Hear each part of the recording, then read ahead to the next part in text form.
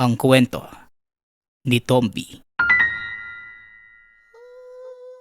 Ang kwentong ito ay hango sa totoong buhay. Mula ito sa isa nating tagapakinig na itago na lang natin sa pangalang Rodel. Taong 1992, probinsya ng Capiz. Isang kilalang karpentero itong si Rodel. At ang kadalasang tinatrabaho niya ay ang paggawa ng mga muebles na gawa sa kahoy. Kakaiba ang mga gawa ng binata dahil siya mismo ang pumipili, pumuputol at naglilinis ng mga kahoy na ginagamit. At kadalasan mga netibong kahoy ang mga ito na sila mismo ang nagtanim. Maliban sa pagiging karpintero, hanap buhay din ng pamilya ang pagtotroso. Nagmamay-ari sila ng malawak na bahagi ng kabundukan sa lugar. Pinagyaman ito ng kanilang mga ninuno sa pamamagitan ng pagtatanim ng mga nitibong puno. Hindi pa man naisisilang si Rodel, nakapangalan na sa kanya ang mga lupang yon.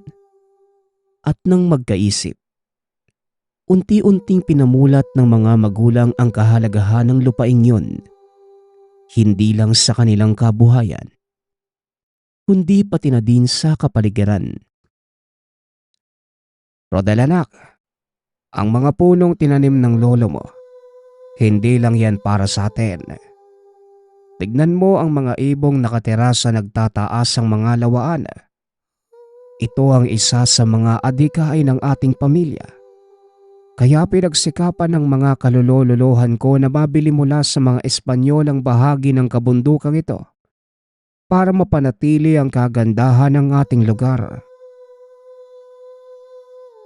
Wika ng amang si Mang Erneo. Ito ang palaging sinasabi sa kanya ng matanda, na isinasa puso naman ni Rodel, lalo na sa tuwing puputol siya ng puno sa kanilang lupain. Sa bawat isang punong itinutumba ni Rodel, 10 punla ang kanyang ibinabalik, kaya lalong kumakapal ang kagubatan sa kanilang nasasakupan, na naging dahilan ng pagdami ng mga ligaw na hayop sa lugar. Lingid sa kalaman ng binata, na pinapamahayan din ng iba't ibang elemento ang kanilang gubat. Nalaman na lamang niya ito nang minsan niyang makaengkwentro ang isa sa mga nilalang na nakatira doon. Isang hapon, naisipan ng binata na pumili na ng kahoy na puputulin dahil may order sa kanyang isang lamesa at ang nais na materyales ng nagpapagawa ay kamagong. Nagkataong may ilang malalaking puno ng kamagong na handa ng putulin, kaya namang kagad niya itong pinuntahan. Kaso nga lang nasa gawing dulo ito ng lupain. Hindi na gaanong napupuntahan kaya sa isip-isip ni Rodel. Napakasukal na nito at punong-puno na ng mga naglalakihang baging. Ngunit laking gulat ng binata dahil pagkarating niya sa lugar, nakita niyang napakalinis na mga puno ng kamagong. Tila sinadya ang paglilinis dito dahil ni isang damo ay walang tumutubo sa paligid ng mga ito. Minarkahan ni Rodel gamit ang tsak ang punong puputulin kinabukasan. At nang matapos siyang magmarka, nagmadali na itong bumalik. Magagabi na ng mga oras na yon. Alam ng binatang mahirap nang makalabas sa gubat pagsapit ng dilim.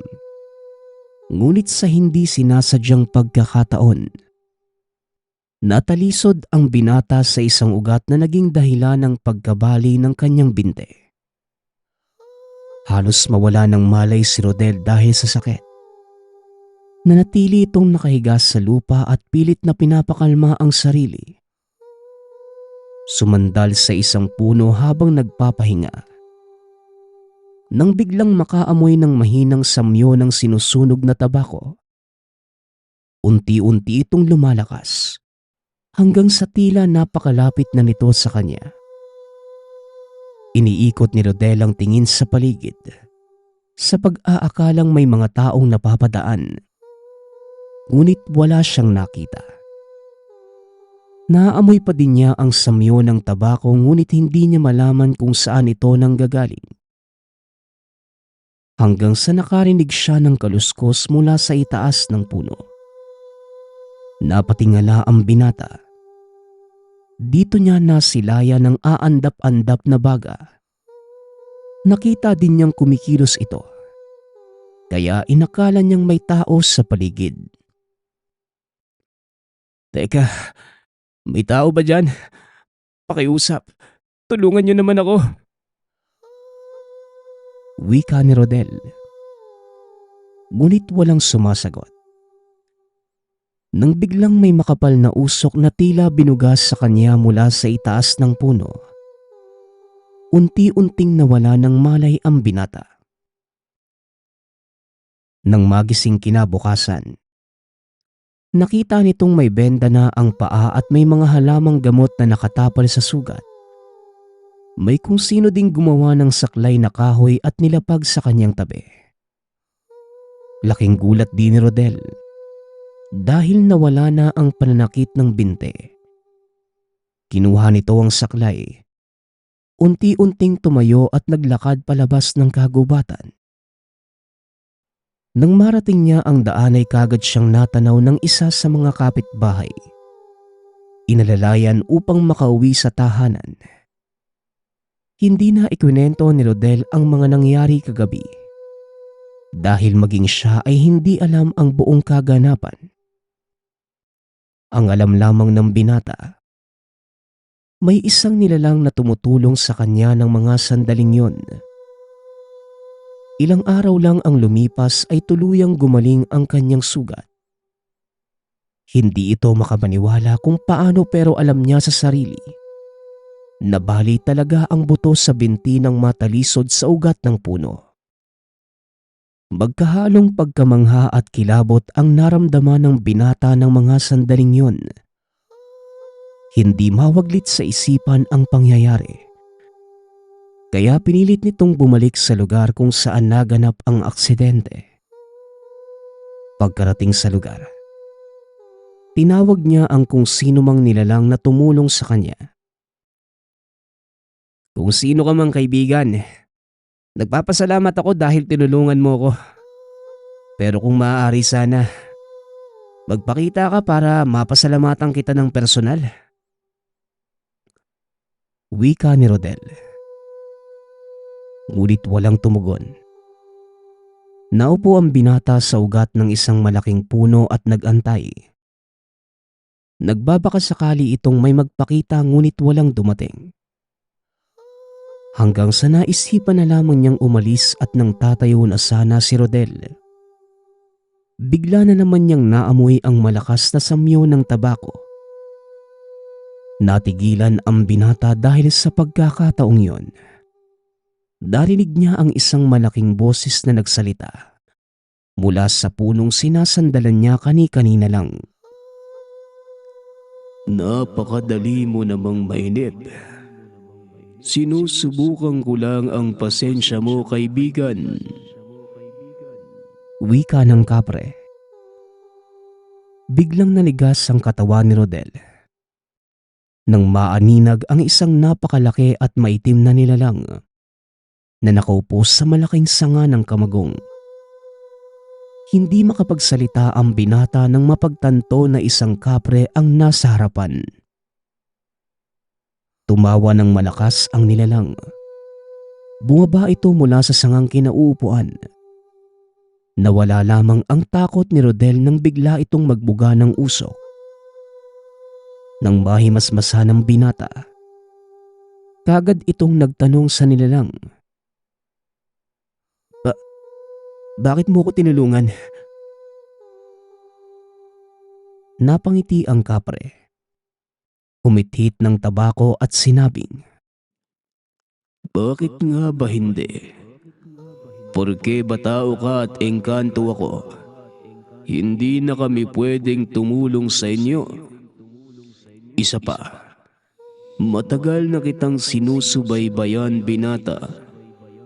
Alam ko ang kabutihang ginawa ng pamilya mo sa kagubatang ito. Kung wala ka at ang angkan mo, malamang matagal na din kaming nawala ng tirahan. Kaya iturin mong pasasalamat ang ginawa kong paggamot sa'yo. Tugon ng kapre.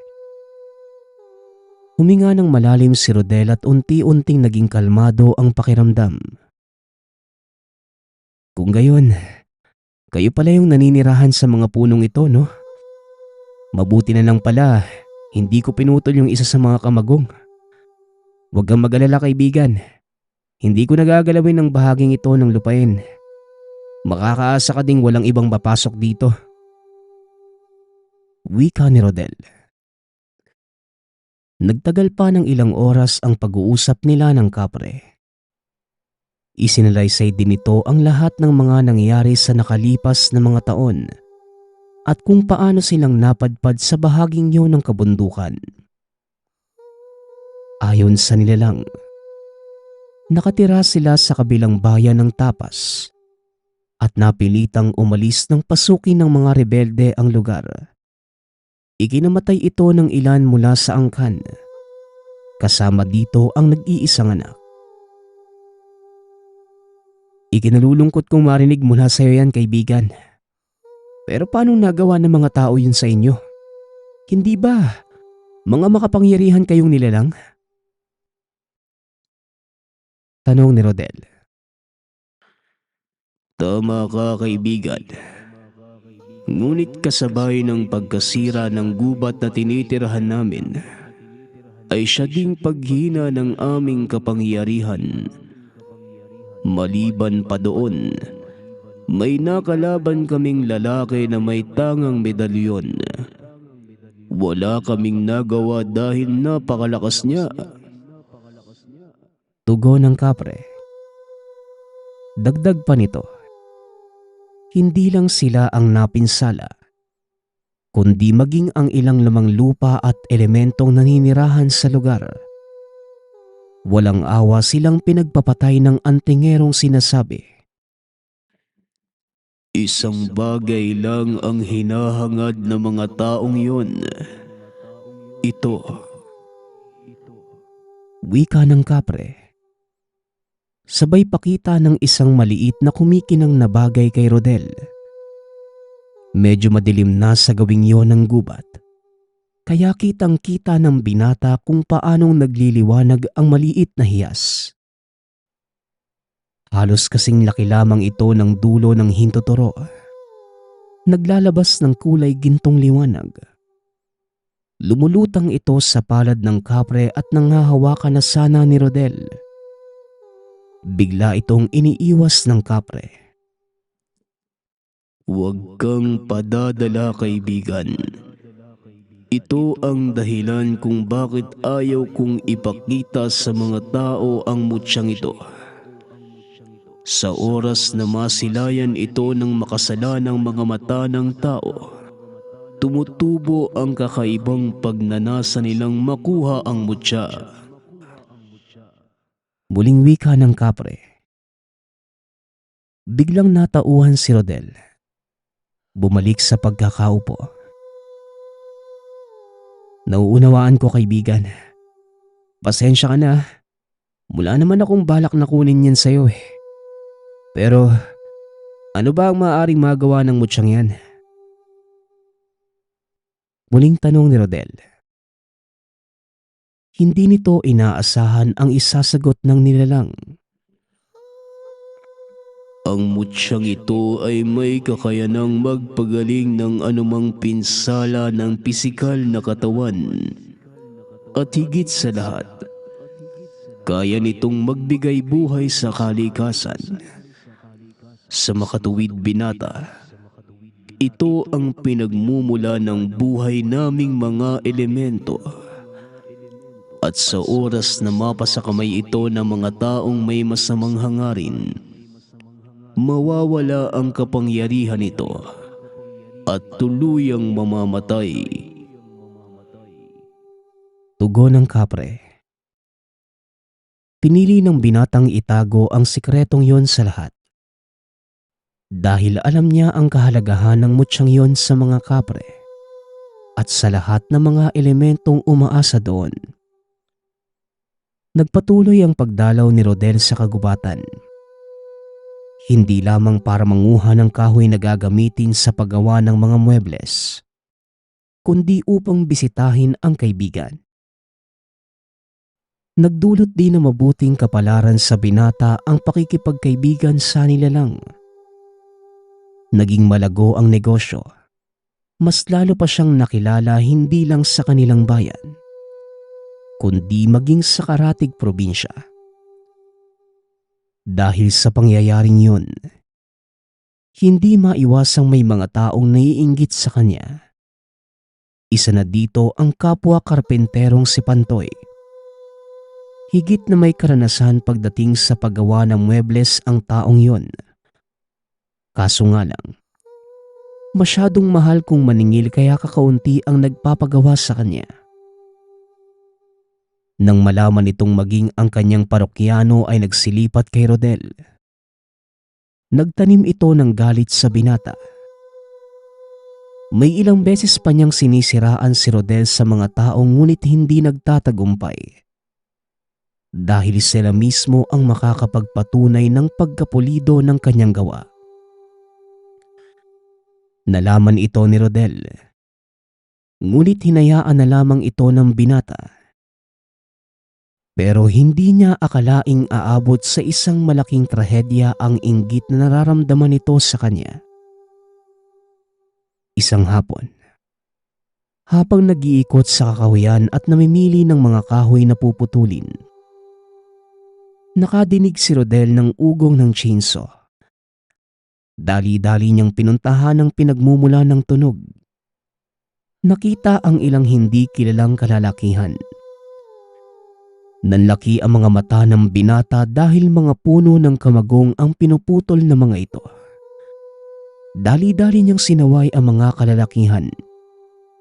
Ngunit sa kasamaang palad, may dalang baril ang mga ito at kagad siyang pinaputukan. Swerte na lamang ni Rodel dahil nakapagtago pa siya sa isang malaking puno sa tabi. Abot langit ang kaba ng binata ng mga sandaling yon. Iniisip niyang baka yun na ang katapusan. Pinakiramdaman ng binata ang paligid. Napansin itong tila tumahimik ang mga kalalakihan kaya kagad siyang sumilip. Saktong pagdungaw mula sa puno, ay siya namang pagtama ng isang matigas na bagay sa batok. Dahilan para mawalan ito ng malay.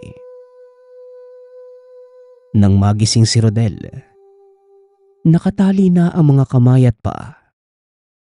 Mas lalo pa siyang nahimasmasa nang bigla itong buhusan ng malamig na tubig ng isang lalaki. Tingnan mo nga naman. Sinong mag-aakalang makikita nating kagad tong taong to? Malas mo lang bata. Dahil kinagat mo ang patibong namin. Pasensya na. Napag-utusan lang kami. Wika nito sabay suntok sa sikmura ni Rodel. Napaubo ang binata habang pilit hinahabol ang hininga. Itinayo siya ng isa sa mga lalaki. Muling sinuntok sabay sabing, Pasensya na bata. Trabaho lang. Sige na, hawakan niyo ang kamay niya. wika ng isa pang lalaki. Kinalas nito ang tali ni Rodel at tinapat ang kamay sa sangkalan. Nanlaki ang mga mata nito nang makita ang isa sa mga kalalakihang naglabas ng maso. Ang mabuti pa, durugin na lang natin ang buto sa kamay nito para wala nang kakumpetensya si boss. Wika ng isa pang lalaki. Buong lakas nitong hinataw ang kamay ni Rodel. Napasigaw ang binata dahil sa sobrang sakit. Alam niya na mga sandaling yon, durog na ang buto sa kanang kamay. Unti-unting nagdidilim ang paningin ni Rodel. Ngunit naaaninag pa niya ang mga kalalakihang papalis. Nang bigla na lang humagis ang isa sa mga ito. Nataranta naman ang ilan pa sa mga kalalakihan dahil hindi nila alam kung saan nagmumula ang kalaban. Pinilit ni Rodel na manatiling gising para masaksihan ng pangyayari. Napangiti ito nang makita kung sino ang may kagagawa ng pananalakay sa mga kalalakihang nanggulpi sa kanya. Malalakas na angin lamang ang naririnig ng mga ito. Ngunit kitang-kita ng binata ang nilalang na sumasalakay sa kanila. Sa isip-isip pa ni Rodel, nagpapasalamat ito dahil kahit papano, may dumating para saklolohan siya.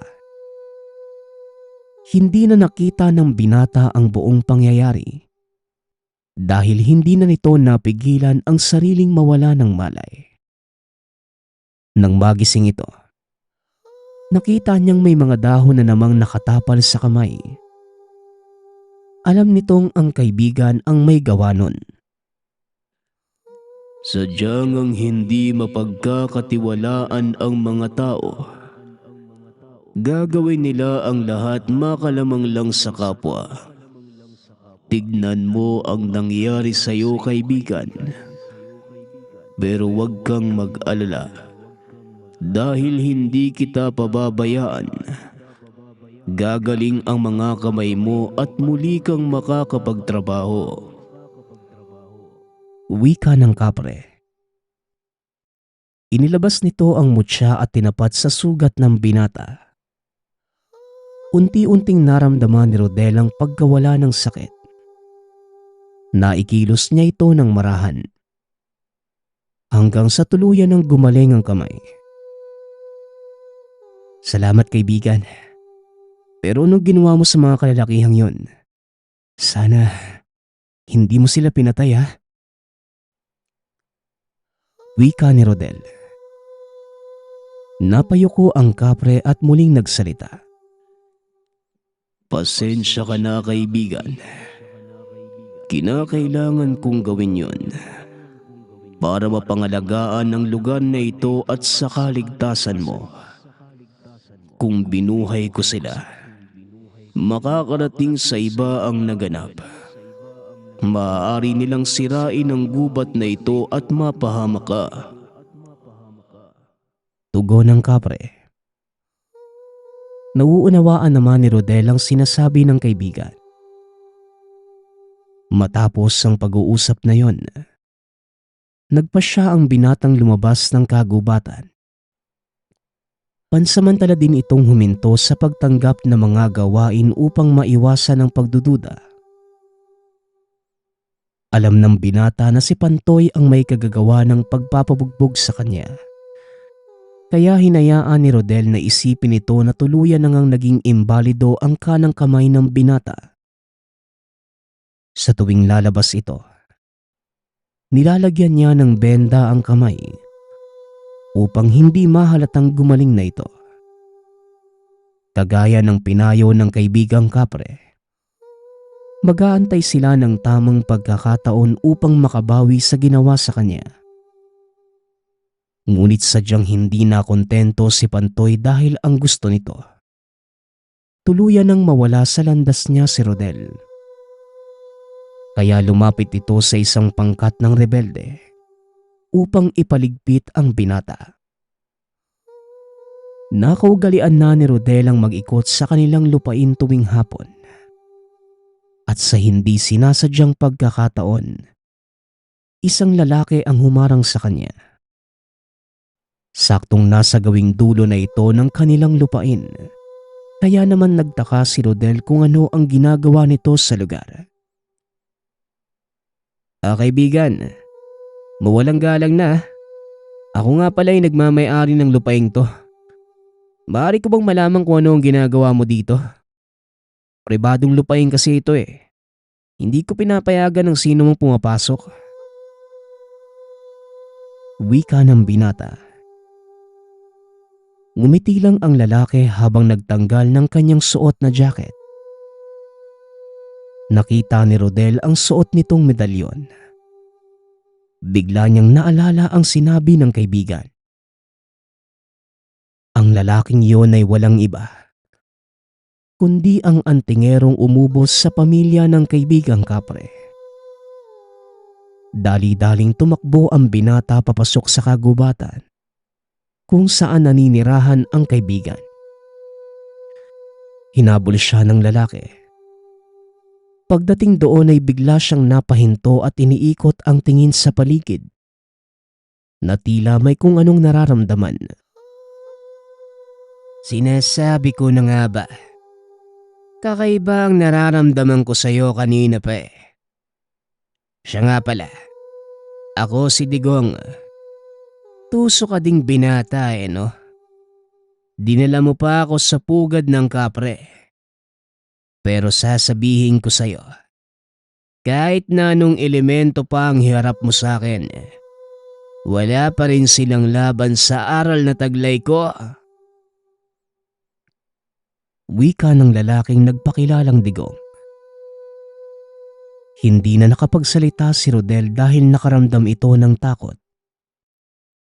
Ngunit bigla niyang narinig sa isipan ng boses ng kaibigan. Huwag kang matakot, Rodel. Hindi alam ng lalaking yan ang maaaring gawin ng mutyang hawak ko. Pansamantala kong ipapahiram sa iyo ang kapangyarihan nito. Alam kong mabuti ang hangarin mo, kaya sigurado kong mapapasunod mo ang mutyang hawak ko. Ngumanga ka, kaibigan, at tanggapin mo ang mutya. Wika ng kapre. Biglang umanga ang binata at napaatras si Digong. Dahil nakita niya ang kapreng nakatayo sa likod ni Rodel. Bigla nitong isinubo ang mutya sa binata at kagad ding naglaho. Namilipit sa sakit si Rodel ng ilang segundo. Pero kagad ding nakatayo ang binata. Sa hindi malamang dahilan, biglang nakaramdam ang binata ng kakaibang lakas ng katawan. Maging ang paghinga ay biglang bumigat. Ang pakiramdam ng binata na mga sandaling yon, kaya niyang buhatin at ihagis ang anumang bagay na mahawakan. Naramdaman ito ni Digong. Kaya kagad itong nag-usal ng mga dasal pang depensa. Ngunit bago pa man ito matapos, isang malakas na suntok ang binigay ni Rodel. Dahilan para mamilipit ito sa sakit at mapaluhod. Nabali ang dalawang tadyang nito sa lakas ng pagkakasuntok ng binata. Hindi rin makapaniwala ito sa taglay niyang lakas. Samantalang si Digong naman, hindi alam ang nangyari. Ni hindi nito maramdaman ang pwersang taglay ng binatang kalaban. Gayunpaman, pinilit pa din itong tumayo at harapin si Rodel. Bumunot pa ito ng itak at sinugod ang binata. Sa kabila ng pinsalang natamo, naramdaman pa din ng binata ang lakas ng atake nito. Ngunit hindi tumalab ang talim ng sandata sa katawan ni Rodel. Pasensya na, kaibigan, pero hindi ko maaaring palampasin ang ginawa mo. Hindi lang sa akin ang atraso mo, kundi pati na din sa kapreng nagpahiram sa akin ng mutya niya. Ngayon, tanggapin mo ang kaparusahang nararapat sa mga kasalanan mo. Wika ni Rodel. Sabay unday ng sunod-sunod na suntok sa katawan ni Digong. Sa bawat bitaw ng suntok ng binata, isa-isang dumaraan sa kanya ang mga elementong napatay ni Digong.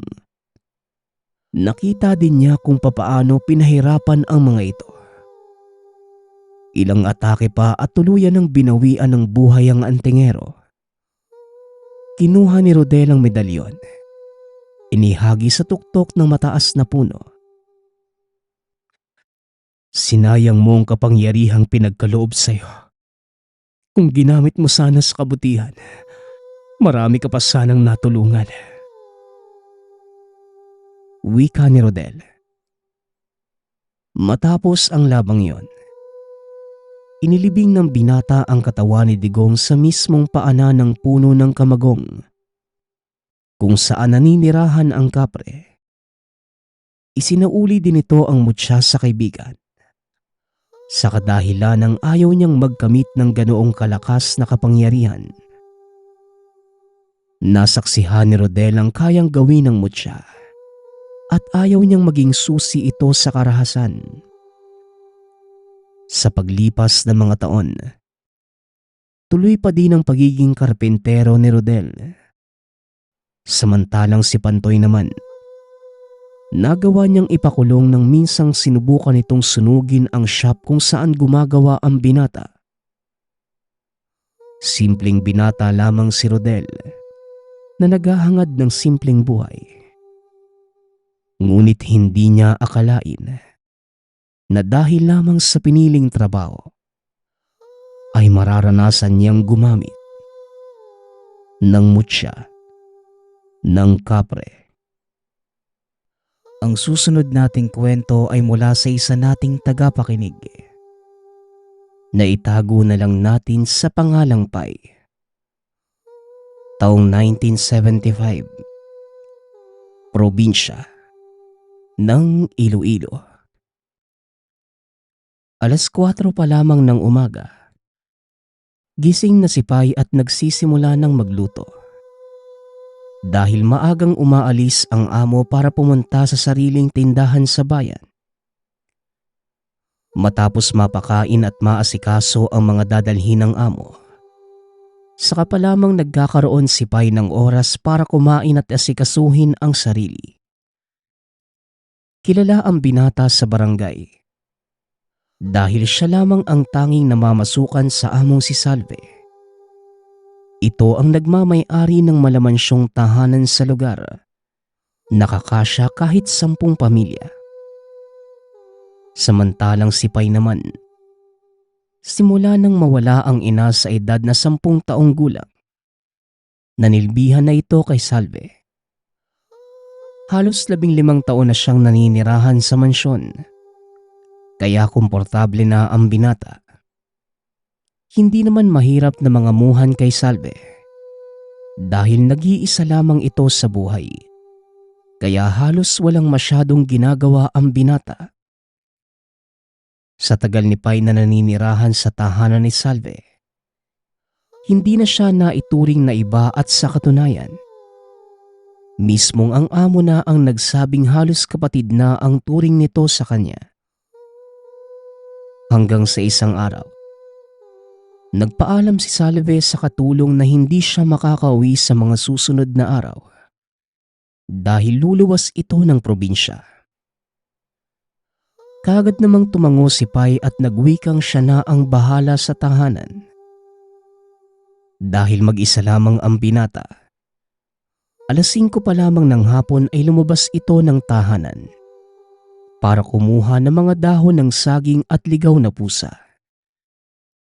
Nagdala rin ang binata ng isang sako para kung sakaling makahuli ng baboy ramo ay dito niya ilalagay. Dahil may kalayuan ang bundok na pinuntahan, madilim na nang makauwi sa tahanan si Pai. Habang naglalakad pa uwi, may isang kapitbahay na tumawag sa kanya. O Pai, may dala ka na namang mga dahon. Ano bang gagawin mo dyan? Pati pusa hindi mo na pinalagpas. Pambihira ka talagang tao ka. Wika ng lalaki sa kanto. Hindi naman ito pinansin ni Pai at mas binilisan na lamang ang paglalakad. Sa ilang taon niya itong ginagawa, hindi pa rin nagsasawa ang mga tao sa kakatanong sa kanya. Ngunit ni isang beses, hindi ito tumugon sa lahat ng gustong umusisa dahil kung ano man ang ginagawa. Para lamang yon sa amo. Nang makapasok na ng tahanan, Kaagad niyang sinara lahat ng bintana at pintuan. Matapos ibigay sa alaga ang nahuling pusa at ang mga dahon ng saging. Ito na ang huling ginawa ng binata bago matulog. Magdamag namang naging payapa ang buong tahanan. Nang sumunod na araw, pagkagising ni Pai ay narinig niya ang ingay ng mga kapitbahay. Kaya dali-dali itong lumabas ng tahanan para malaman ang nangyayari. Ayon sa isang ginang na nakausap ng binata, may isang dalubhasang albularyo na pumunta sa lugar para magsagawa ng libreng panggagamot. Dala ng kuryosidad, sumabay sa agos ng mga tao si Pai hanggang sa makita ang napakatandang lalaking nakaupo sa isang kubo. May lumapit na kapitbahay na matagal nang paralisado. Dahil manggagamot ang matanda, kaagad nitong hinawakan sa noo ang kapitbahay. Bumubulong sa hindi maintindihang lengguwahe habang nakahawak sa kwintas na krus. Maya-maya pa, biglang nawala ng malay ang pasyente. Nag-antay ang lahat ng ilang minuto hanggang sa kusa na lamang nagising ang paralisado. Kaagad itong inutusan ng matanda na bumangon at subukang maglakad. Ganun na lamang ang pagkabigla ng lahat ng tuwid na nakapaglakad ang pasyente. Dahil sa nakita, sunod-sunod na ang mga napila para magpagamot. Nanatili ng ilan pang oras ang binata at bago umalis, napabulong na lamang sa sarili na pambihira. Napakahusay ng albularyong ito. Pagkabalik sa tahanan, wala naman itong magawa dahil mag-isa lang din siya sa bahay. Ang tanging pinagkakabalahan na lamang ng binata ay pagtatanim ng mga bulaklak. Bandang 6:00 ng gabi, habang nakaupo sa bakuran ay nakita ni Pai na nakatanaw mula sa bakod ang dayuhang manggagamot. Walang pagdadalawang isip naman niya itong pinagbuksan at pinapasok. Maraming salamat, iho. Ako nga pala si Epe. Alam kong nakita mo na ako kanina. Kamusta na nga pala ang inaalagaan mong sigbin? Wika ni Tandang Epe. Napatitig naman si Pai habang nakakunot ang noo. Iniisip kung paano nalaman ng matanda ang nakatagong sikreto ng amo. Naalala ni Pai noong una siyang namasukan sa tahanan ni Salve. Kaagad nitong naibahagi kay Pai ang alaga. Nakaramdam man ng takot sa umpisa. Ngunit sa paglipas ng panahon ay hindi na bago sa binata ang mga nilalang. Tinuring niya ito na tila karaniwang alagang hayop. Ito ang dahilan sa palagian niyang pagkuha ng mga dahon ng saging at buhay na pusa. Dahil yon ang karaniwang pagkain ng mga sigmin. Sa tagal ng pangangalaga sa mga nilalang, ni isang beses ay hindi niya ito nakitang nagpalit ng anyo. Ngunit nagmaang-maangan na lamang ang binata na wala at hindi niya alamang sinasabi ng albularyo. Nais lamang protektahan ng binata ang amo sa anumang pakay ng matanda. Hindi mo namang kailangang itago sa akin, iho. Kaibigan ko ang magulang ng nanay mo noong dalaga pa lamang siya. Pero dito sa mundong ibabaw, hindi talaga mawawala ng pagsubok ang Diyos. Maayos naman ang lahat hanggang sa isang araw. Bigla na lamang nag-away ang tiyahin at nanay mo dahil sa pamanang makapangyarihang bertud ng lolo mo. Hanggang sa isang gabi, naabutan na lang ang nanay mo na wala ng buhay. Puno ng kalmot at kagat at halos wala nang natira sa lamang loob. Ayon sa mga haka-haka, lahat ng yon ay pakana ng tiyahin mo, Pai. Alam mo ba kung ano ang nilalang na yon, iho? Maniwala ka man sa hindi, ang inaalagaan mo. Yan mismo ang kumitil sa buhay ng sarili mong ina. Wika ni Tandang Epe. Dahil sa narinig, pansamantalang tumigil ang mundo ni Pai. Muling bumalik sa alaala ng minsang maiwan ng ina sa hindi malamang dahilan. Tanging ang lasog-lasog na katawan na lamang nito ang huling nakita bago inihatid sa huling hantungan. Sa murang edad na 10 taong gulang, hindi biro na maiwang mag-isa. Kaya laking pasasalamat niya kay Salve dahil ito ang kumupkop sa kanya mula nang mawala ng magulang. Maya-maya lang, nang makabalik sa wisyo ay hinamon nito ang matanda kung paano mapapatunayan na totoo ang lahat ng sinasabi. Walang pagdadalawang isip na nilabas ni Tatang Epe ang lumang larawan ng nanay ni Pai. Ganun na lamang ang pagbilis ng tibok ng puso nang makita ang larawan ng ina. Ito ang huling larawan ng nanay mo na hawak ko. Nais ko sanang mabigyan ng proteksyon ng katawan ng nanay mo bago pa siya atakihin ng tiyahin mo. Pero nahuli na ako, iho. Hindi ko matukoy kung ano ang tangan, pero alam ko na sobrang makapangyarihan nun. Kaya dahil sa tindi ng paligsahan ng magkapatid para sa pamanang bertud ng lolo nila, humingi ng tulong ang tiyahin mo sa mga kakilala niyang may sakaliwa. Yon ang dahilan ng tuluyang pagkamatay ng nanay mo. Pagpapaliwanag ng matanda. Sa puntong yon, hindi na malaman ni Pai ang nararamdaman. Kaya natanong na niya ang matanda kung sino ang tiyahin na binabanggit nito. Ngunit sumimangot lamang ang albularyo. Nagpaalam itong mauuna na. Hindi na niya nagawa pang sundan ng matanda sa labas dahil gulong-gulo pa rin ang isipan ni Pai. Ilang oras din itong nanatili sa kinauupuan dahil sa mga nalaman. Hindi mawari kung tama bang maniwala o baka gawa-gawa lamang ni Tandang Epe ang lahat. Ngunit sa kabila ng lahat ng yon, hindi naman mawala sa isipan ang larawan ng ina. Hanggang sa dumating na ang amo. Dahilan kaya pansamantalang nabaling ang atensyon niya sa amo. Kagaya ng nakagawian, nagkwento si Salve sa nangyari sa pinuntahan. Matapos ang kaunti pang pag-uusap ng dalawa, nagpahinga na ang mga ito dahil maaga pa silang gigising bukas para ipagpatuloy ang pagbabantay sa tindahan. Napakabigat ng loob ni Pai kinabukasan. Muli niyang naalala ang pagkawala ng ina. Nanatili lamang ito sa silid.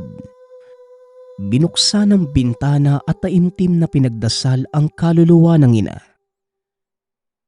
Nang isasara ni Pai ang bintana, nasilayan nito ang manggagamot na nakaupo habang nakatitig sa harap ng tahanan.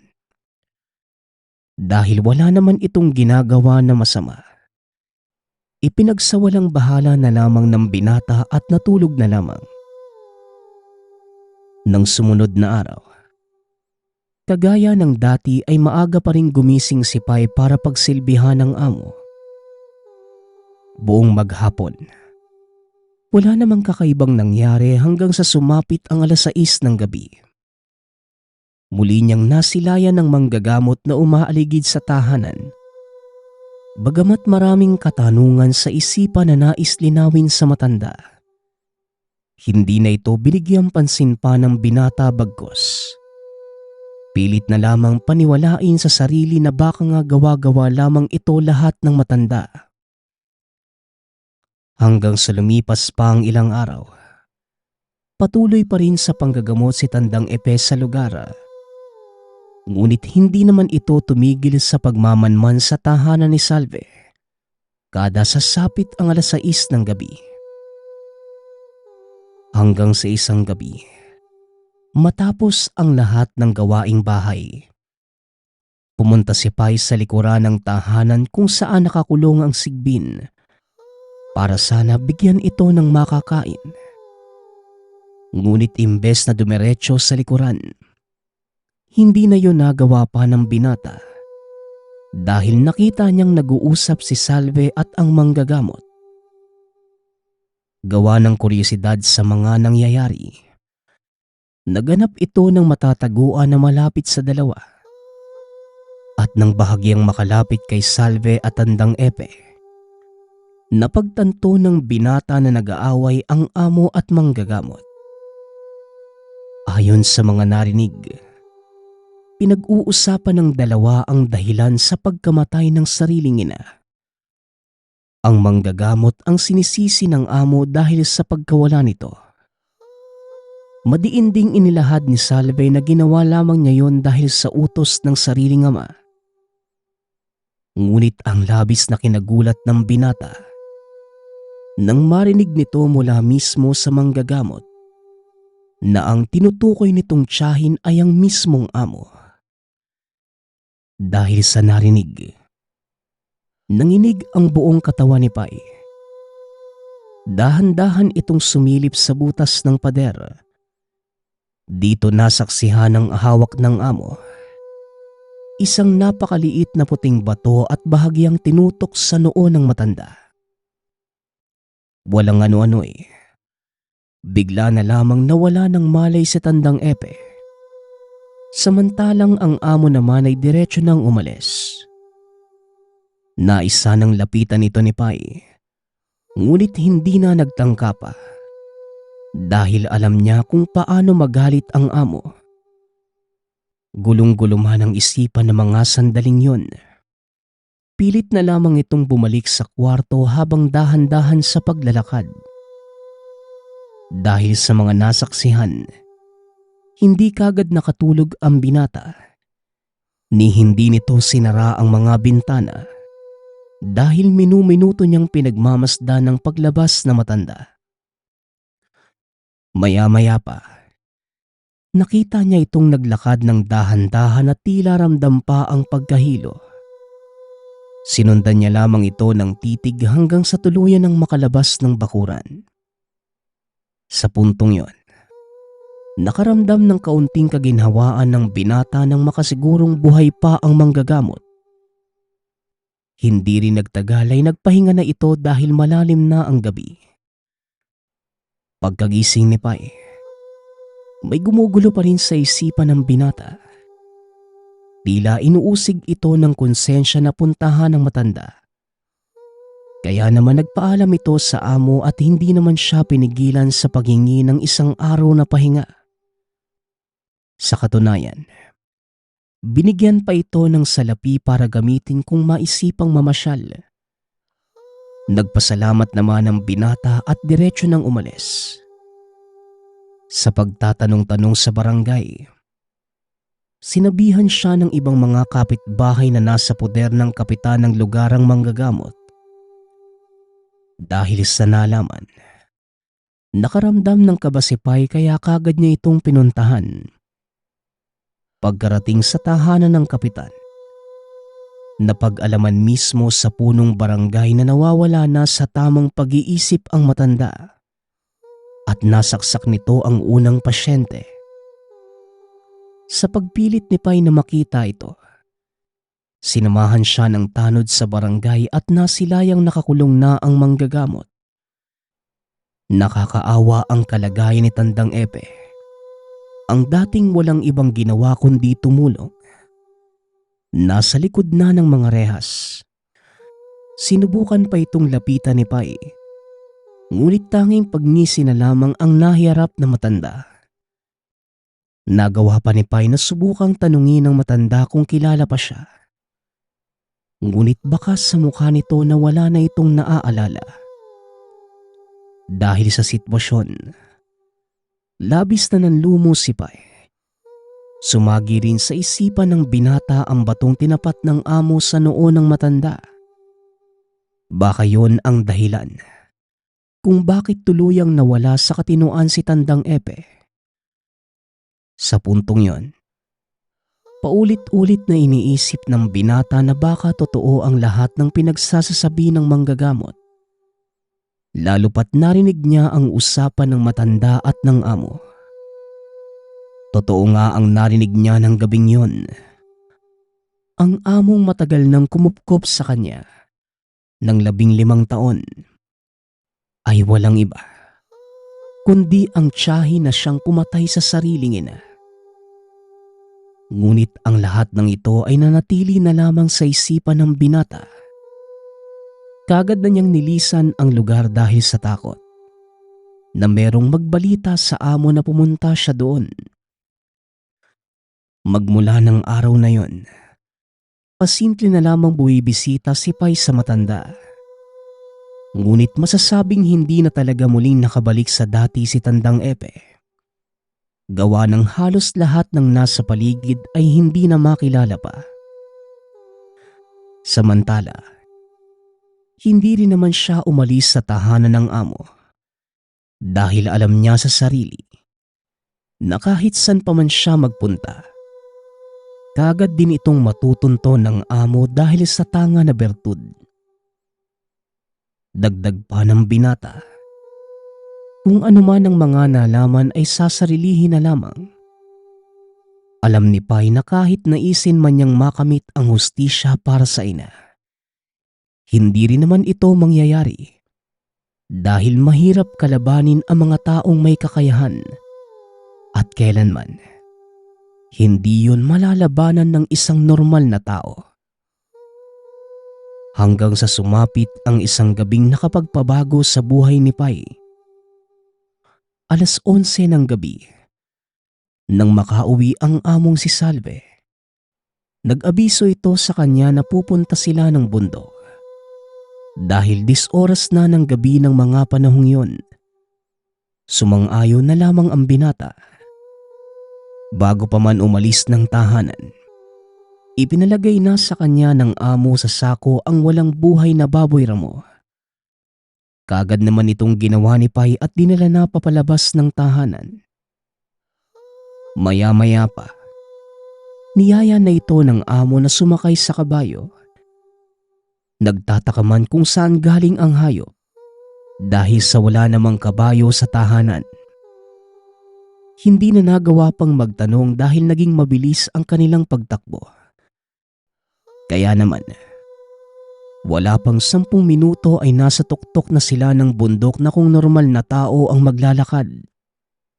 Aabutin pa sila ng 4 na oras. Pagkarating doon, kagad nag-ibang anyo ang kabayo. Bigla itong naging sigbi na mismong alaga ng amo. Ang dala namang baboy ramo ay pinalatag ni Salve sa gitna ng 2 puno ng balete. Magkatabi ang amo at sigbin sa harap ng baboy ramo. Samantala, inilabas na ni Salve ang bertud na mismong tinapat niya sa noo ng albularyo. Nagsimula ng magdasal si Salve. Samantalang ang sigbi namang kasama ay may binubulong sa hangin. Dahilan para lumakas ang hangin sa paligid at mag-ingayan ang mga ibong nananahimik. Hanggang sa sumapit ang eksaktong 12:00 ng gabi. Dito nagpaikot-ikot ng napakabilis ang sigbin. Nang matapos ay tumingala sa langit at umangil ng napakalakas habang nagpapalit ng anyo. Sa puntong yon, doon lamang unang beses na nakita ni Pai ang ganung itsura ng nilalang. Ang hugis ng katawan nito ay pareho sa tao. Ngunit may mga sungay na kasing ikli lamang sa kambing. Ang mga mata na may namumula at nanlilisik. Samantalang si Salve naman, patuloy lamang sa pagdarasal. Nahinto lamang ito nang lumuhod sa harapan ng amo ang nilalang. Sa galaw na pinapamalas nito, batid niyang tinuturing ng sigbi na Diyos si Salve. Hanggang sa maya-maya pa, lumapit si Salve kay Pai at sa puntong yon, nanginginig na ang buong katawan ng binata dahil sa kakaibang enerhiyang dala ng bato na hawak ng amo. Kagaya na matandang manggagamot, itinutok rin sa noo niya ang tanga na bertud. Kaya naman kagad na bumulagta ang binata sa lupa. Ang sumunod na naramdaman ni Pai, ang sakit ng ulo habang bumabangon. Napamasid na lamang ito sa paligid. Lalo pat batid niyang nakahiga siya sa talahiba ng mga sandaling yon. Mataas na ang sikat ng araw at may mga tao nang naglalakad-lakad sa paligid. Nang tuluyang mahimasmasan, napagtanto na ang talahibang yon ay malapit na sa tahanan. May nakapansin pa sa kanya na kapitbahay. Ngunit nagpalusot na lamang ang binata na nalasing kagabi at doon na nakatulog. Dali-dali siyang pumunta sa tindahan ng amo para tignan kung nagbabantay ito. Ngunit wala na si Salve. Maging sa sariling tahanan ay hindi na rin ito nahanap. Naupo na lamang si Pai sa kwarto habang iniisip ang mga nangyari noong nakaraang gabi. Hanggang sa napakunot na lamang ang noo ni Pai nang humarap sa salamin. Napansin niya ang itim na balat sa noo. Parehong-pareho sa hugis ng bertud na dala ni Salve. Magmula ng araw na yon, nagawa pa namang balikan ni Pai ang bundok na pinuntahan kasama ang amo. At sa katunayan, ilang beses din siyang nag-antay doon para muling masilayan ng amo at ang alagang Sigbin. Ngunit tanging katahimikan na lamang ang sumasalubong sa kanya. Samantala, naging usap-usapan na sa lugar na wala na ang amo. Ngunit ni isang beses ay hindi ito kinumpirma ng binata. Hanggang sa lumipas pa ang mga buwan na taon, sobrang naging mahirap kay Pai ang pagtanggap sa biglaang pagkawala ng mga kasama sa tahanan. Samantala, patuloy pa rin ito sa pagdalaw sa matandang albularyo at umaasa. Baka makabalik na sa dating wisyo para matulungan at masagot ang iba pang mga katanungan. Ngunit habang tumatagal, mas lalo lamang lumalala ang problema ni Tandang Epe sa pag-iisip. Nawala na rin ito sa poder ng barangay. Nakawala ito sa rehas at hindi na nakita pang muli ni Pai. Dumaan pa ang ilang dekada. Si Pai na ang nagmamay-ari ng mansyon sa lugar. Dahil ni isang kamag-anak ay wala namang bumawi sa tahanan. Marami man ang nagsasabing maswerte si Pai dahil walang kahirap-hirap na napasakamayang yaman. Ngunit lingid sa kalaman ng tao ang istorya. Dala ng tiyahing si Salve. Nagpapasalamat nga pala ako sa nagpadala ng ating kwento. Nawa ay nagustuhan niyo ang inyong napakinggan. Nagpapasalamat din ako sa lahat ng sumusuporta sa ating channel. Nawa ay patuloy niyong suportahan at pakinggan ang ating mga kwento. Hanggang sa muling pakikinig. Paalam.